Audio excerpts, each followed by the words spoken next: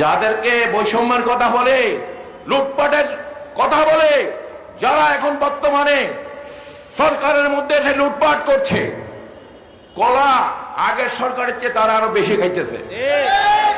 মহাসমাবেশে উপস্থিত জোটের নেতৃবৃন্দ এবং চট্টগ্রামের বিভিন্ন থানা থেকে আগত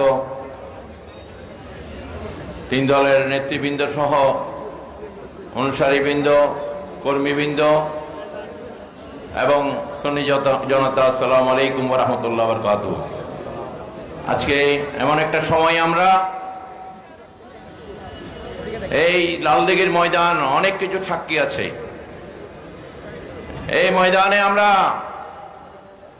সুন্নি জনতার কণ্ঠস্বর আল্লামা নুরুল ইসলাম ফারুকের হত্যার প্রতিবাদে এখানে কয়েক লক্ষ মানুষের সমাবেশ করে আমরা এই ওই জালিম সরকারের বিরুদ্ধে আমরা প্রতিবাদ করেছি।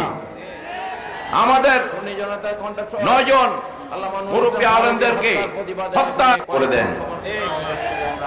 সুতরাং এই কঠিন সময়ে বিভক্তিবাদ দিয়ে দেশ ও জাতির স্বার্থে সমস্ত রাজনৈতিক দলগুলোকে একত্রিত হওয়ার আহ্বান জানাচ্ছি। যখন হুমকি দেওয়া হয়েছিল ওই সময়, এটা তখন আমরা এই ময়দান কাঁপিয়েছি।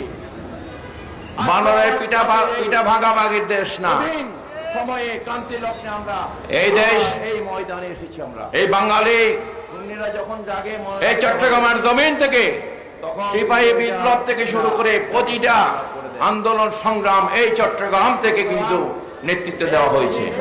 এই দেশের স্বাধীনতা সংগ্রামের নেতৃত্ব এই চট্টগ্রাম থেকে।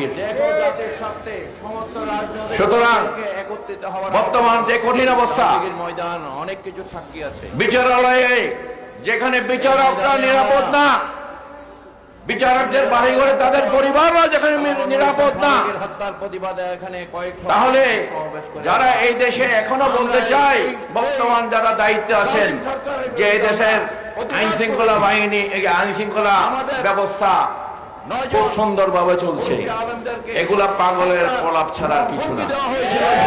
এখানে দেখা যায় বর্তমান অন্তর্বর্তীকালীন সরকারে কিছু লোক প্রবেশ করেছে।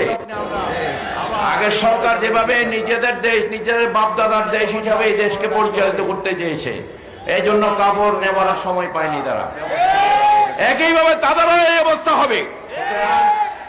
এই কঠিন সময় সুন্নিরা সুন্নিদেরকে খেপাবার চেষ্টা করবেন না, ধৈর্যের সীমা আছে। রাজনৈতিক দলগুলো